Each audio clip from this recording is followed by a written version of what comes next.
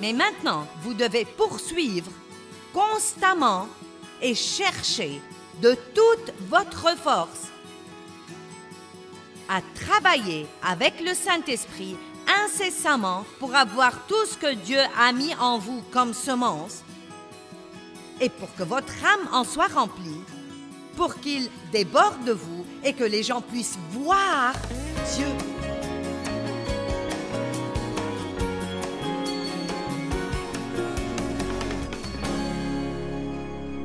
Combien d'entre vous veulent être comme Jésus? En êtes-vous sûr? En êtes-vous vraiment sûr? Bon, encore une fois, en êtes-vous sûr?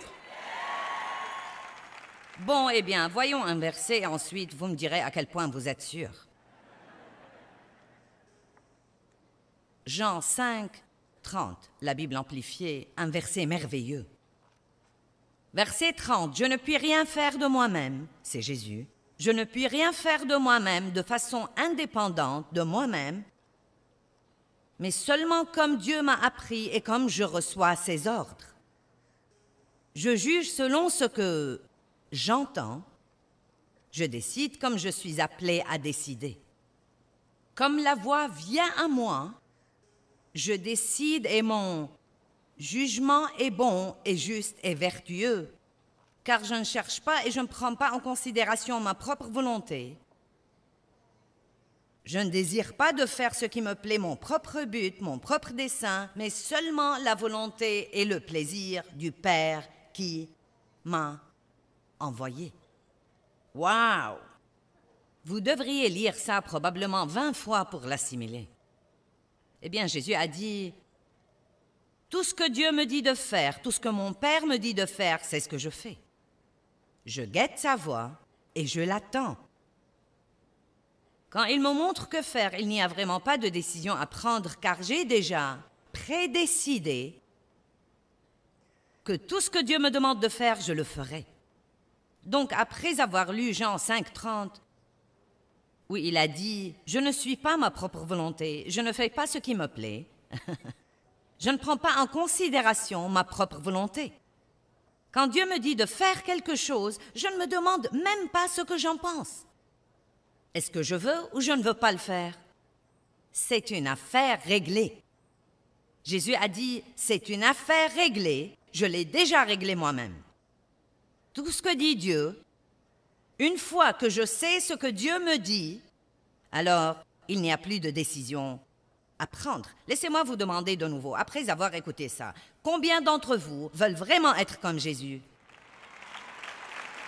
Bon, donc je prie pour vous en ce moment, au nom de Jésus, qu'il commence une révolution du Saint-Esprit, une prise de contrôle par le Saint-Esprit dans votre vie, qu'il envahisse votre vie, et s'il doit vous lier à l'autel pour vous empêcher de s'évader de lui, que vous ne puissiez pas vous éloigner de Dieu avant qu'il ne puisse vraiment faire tout ce qu'il veut faire dans votre vie.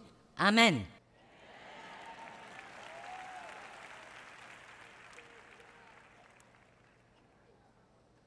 « 1 Pierre, chapitre 1, verset 2.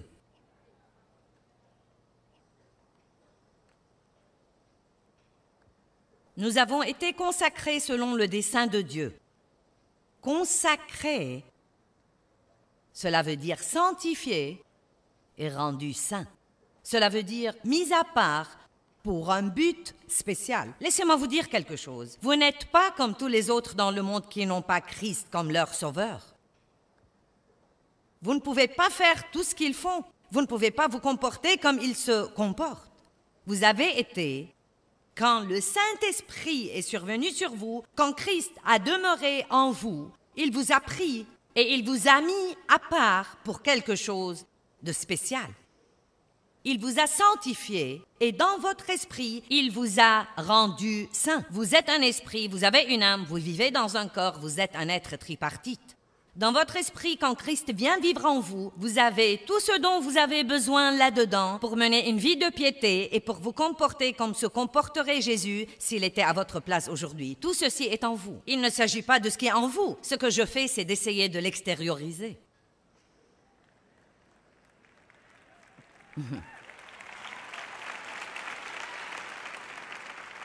Philippiens 2,13. Travaillez à votre salut. Cela ne veut pas dire travailler pour le salut. Nous savons que nous sommes sauvés par la grâce seule. C'est par la faveur imméritée de Dieu que nos péchés nous sont pardonnés.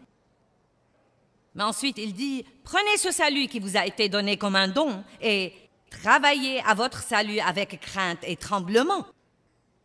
Donc, après avoir reçu Christ comme votre sauveur, votre but numéro 1 dans la vie à partir de ce moment-là devrait être d'apprendre à faire tout ce que Dieu veut en fait que vous fassiez, de lui permettre de vous posséder en totalité et d'être de valeur pour lui. Et croyez-moi, plus vous faites ça, plus vous serez heureux. Vous serez si heureux que les gens croiront que vous êtes fou si vous donnez toute votre vie à Dieu. C'est notre égocentrisme égoïste qui nous rend malheureux. Que veut dire être sanctifié? Le dictionnaire grec de la Vigne dit que le mot sanctification veut dire séparation pour Dieu. Dites tous, j'appartiens à Dieu.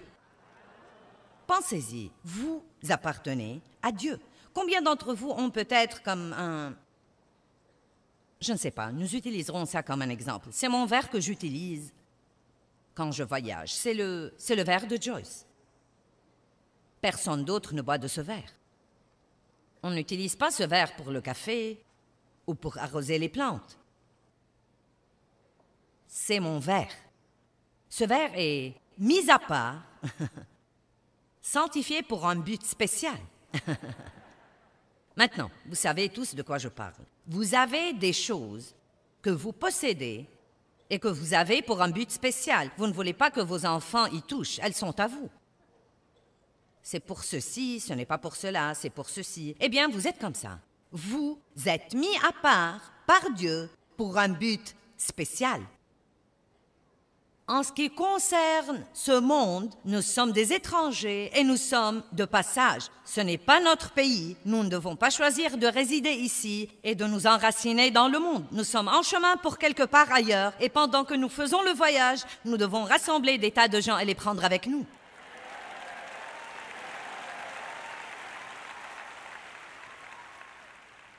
Avez-vous idée de la longueur de l'éternité? Non, mais même si vous vivez jusqu'à l'âge de 100 ans, et très peu de gens vivent autant, mais mettons que vous viviez jusqu'à l'âge de 100 ans, ce n'est absolument rien par rapport à l'éternité. Ce n'est rien, ce n'est rien. Et même si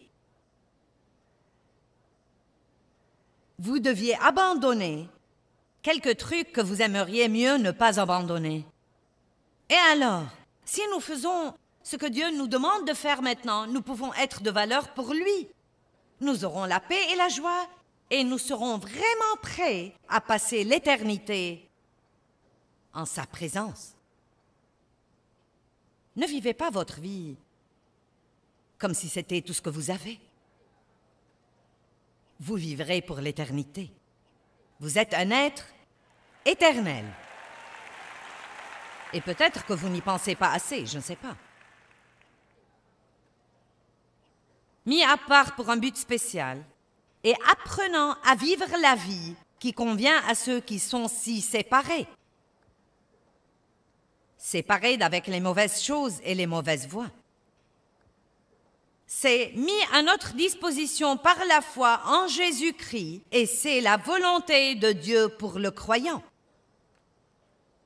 Ce doit être appris de Dieu comme il l'enseigne par sa parole et j'aime cette partie. Et ce doit être poursuivi par le croyant honnêtement et constamment. J'aime ça. Donc, je suis rendu saint. Le fruit de l'Esprit est en moi, en vous, en tous les croyants. Tous ceux qui nous regardent à la télé aujourd'hui, si vous avez reçu Christ comme votre sauveur, vous êtes rendus saints. Vous êtes saints dans votre esprit. Vous êtes saints. Vous êtes un saint, vous êtes remplis du fruit de l'esprit, vous avez l'amour, la joie, la paix, la patience, la bienveillance, la bonté. Vous dites, où est tout ça? C'est en vous, au tréfonds de votre être. Vous voyez, Dieu a dû nous nettoyer à l'intérieur et nous sanctifier avant de pouvoir demeurer en nous, parce qu'il ne peut être nulle part où ce n'est pas saint. Qui comprend ça? Dieu et le péché, ça ne marche pas. Donc, s'il va vivre dans notre esprit, il doit le nettoyer et le rendre un bon endroit pour lui. Combien d'entre vous croient que Dieu vit en vous? Bon, donc, vous êtes saints. À l'intérieur, vous êtes saints. Mais maintenant, vous devez poursuivre constamment et chercher de toute votre force à travailler avec le Saint-Esprit incessamment pour avoir tout ce que Dieu a mis en vous comme semence et pour que votre âme en soit remplie, pour qu'il déborde de vous et que les gens puissent voir Dieu.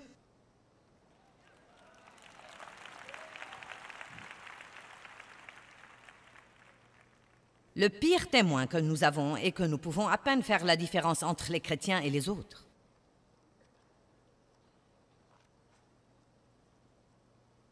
Et nous ne devrions pas penser que les gens nous reconnaîtront parce que nous avons une croix autour du cou.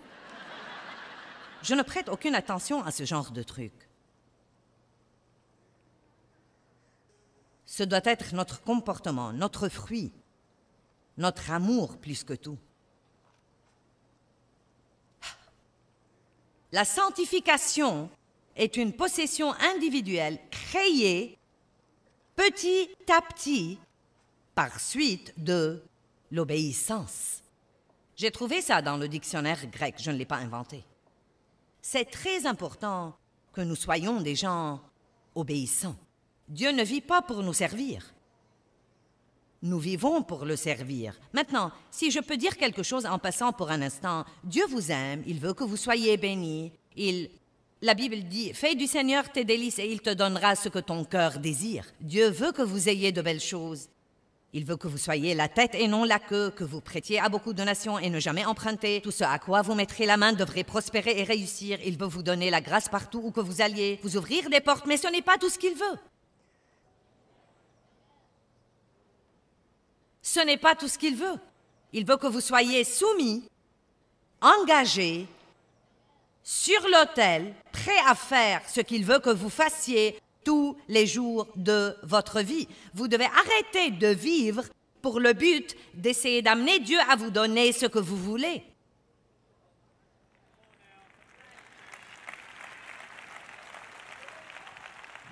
Peut-être que vous pensez, eh bien, ça n'a pas l'air très drôle. S'il vous plaît. Puis-je vous dire quelque chose d'intéressant? Tous ces gens qui sont partis hier pendant l'appel d'hôtel, ils se sentaient...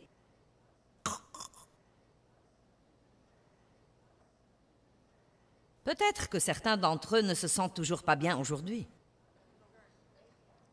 Où est ma joie? Je suis allé à cette conférence, je suis même pas heureux.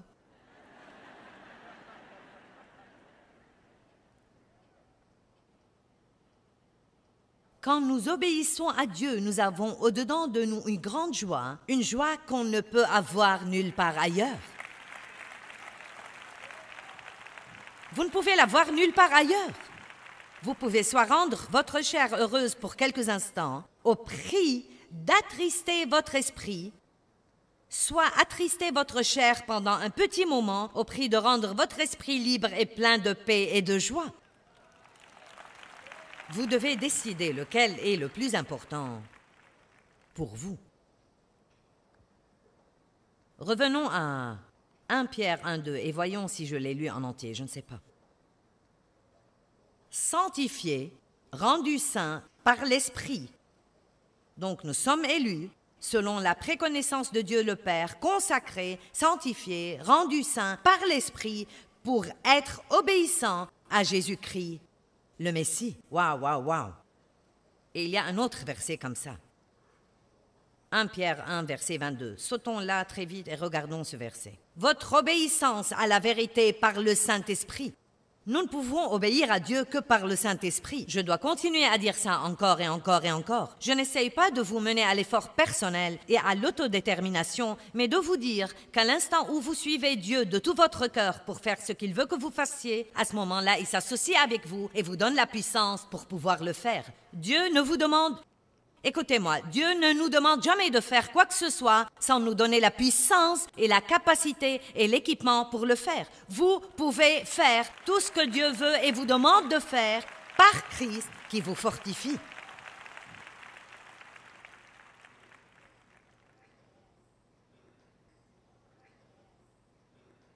Maintenant, je vais prendre le taureau par les cornes ici. Nous allons voir à quel point vous êtes spirituel à Hershey. Je vais vous dire d'avance que je suis sur le point de marcher sur les pieds de certains. Donc, n'allez pas éteindre votre télévision. Écoutez-moi jusqu'au bout. 1 Thessaloniciens 4.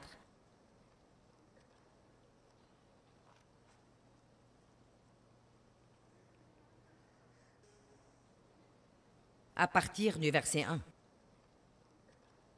Nous allons lire 4 versets et je vais faire quelques commentaires. Au reste donc, frères, nous vous prions et nous vous exhortons, en raison de notre union avec le Seigneur Jésus, que vous suiviez les instructions que vous avez reçues de nous sur la manière dont il faut que vous marchiez pour plaire à Dieu. Comme aussi vous marchez, et que vous y abondiez de plus en plus, atteignant une plus grande perfection en vivant cette vie. Donc Paul disait, écoutez, vous allez bien, mais je veux vous pousser à un autre niveau. C'est exactement ce que je dis. Vous n'êtes pas une bande d'ignorants spirituels. Vous n'auriez pas pris un samedi matin pour être dans cette conférence si vous n'aimiez vraiment pas le Seigneur. Certains d'entre vous marchent probablement dans beaucoup d'obéissance dans votre vie, sauf ceux qui sont partis hier. Et je sais que certains d'entre vous sont revenus aujourd'hui et je n'ai pas l'intention de vous blesser.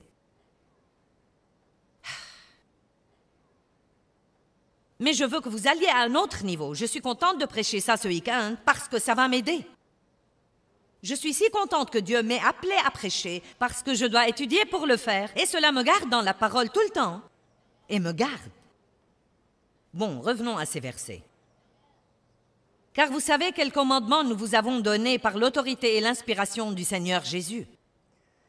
Car c'est ici la volonté de Dieu que vous soyez consacrés, séparés et mis à part pour une vie pure et sainte, et que vous vous absteniez du vice sexuel.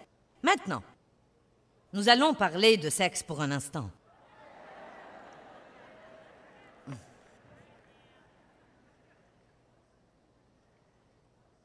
Quel gâchis stupide nous avons dans le monde aujourd'hui. S'abstenir du vice sexuel veut dire beaucoup de choses. Le sexe était destiné à être beau et sain et pur, et croyez-moi, ce que le diable a essayé d'en faire est complètement pathétique.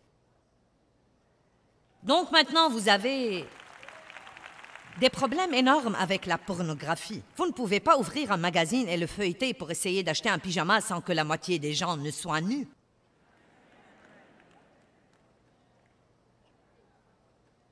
Tant de gens vivent ensemble maintenant avant de se marier.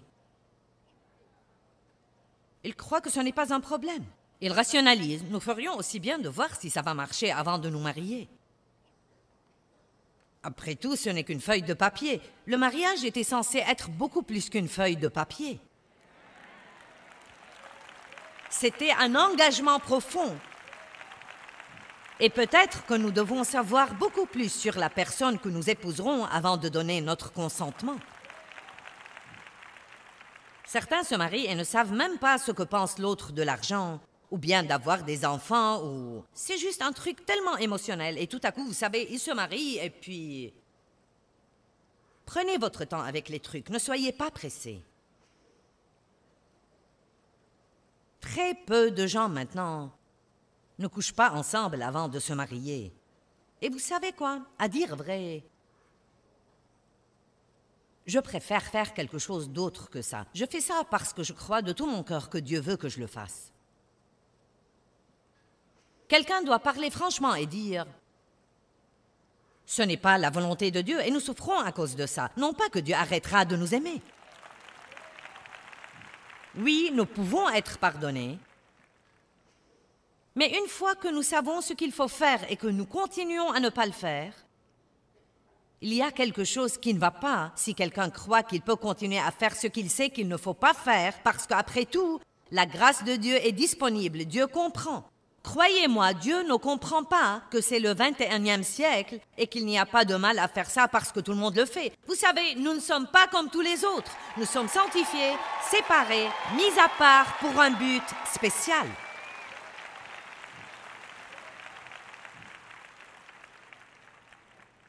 Vous savez ce qui arrive quand les gens couchent ensemble avant le bon moment?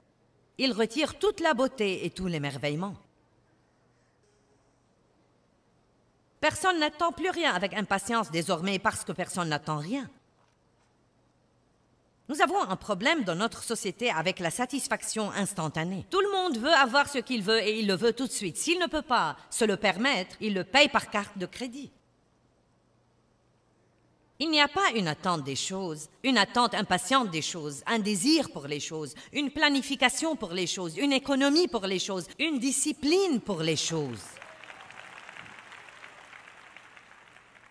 Et il en va de même pour le sexe. Vous pouvez vous maîtriser. Vous pouvez vous maîtriser. La Bible dit que nous avons la maîtrise de soi. Ne vous mettez même pas dans des situations où cela peut arriver. Si vous avez un problème, sortez avec d'autres personnes saines.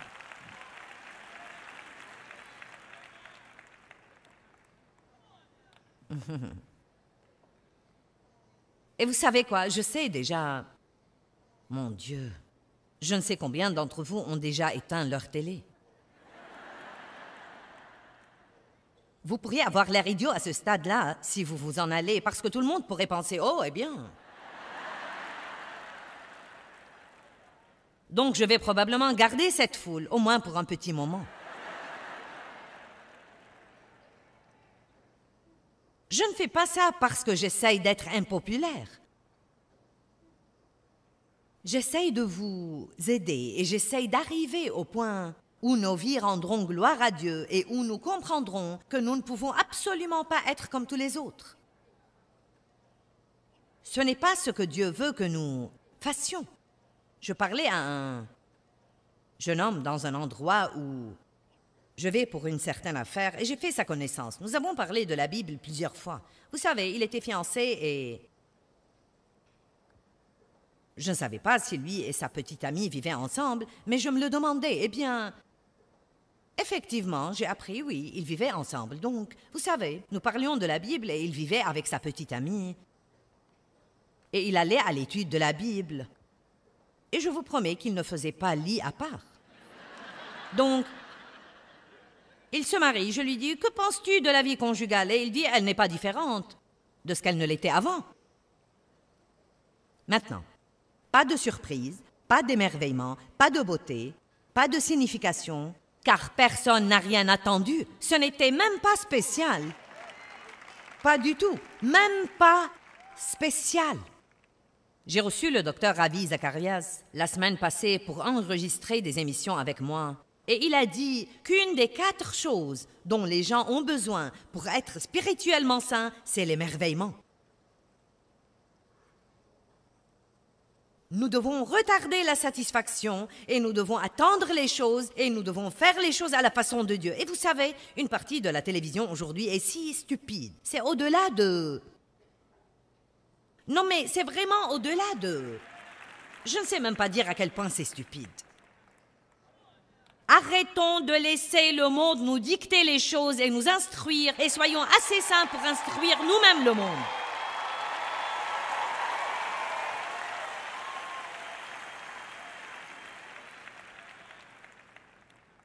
Je veux retrouver l'étonnement, la beauté. Donc, les femmes, maintenant, elles font l'amour avant le mariage, elles tombent enceintes, elles ne veulent pas la responsabilité de leur comportement, donc elles se font avorter. Les gens dépensent de l'argent sur les cartes de crédit et quand ils ne peuvent plus payer leurs factures, ils font faillite. Donc, les gens mènent des vies débridées, sans contrainte, indisciplinés et ensuite, quand ils ont un gâchis, ils n'en prennent même pas la responsabilité. Nos lois dans la société aujourd'hui ont en fait procuré une porte ouverte pour que les gens détruisent totalement leur vie.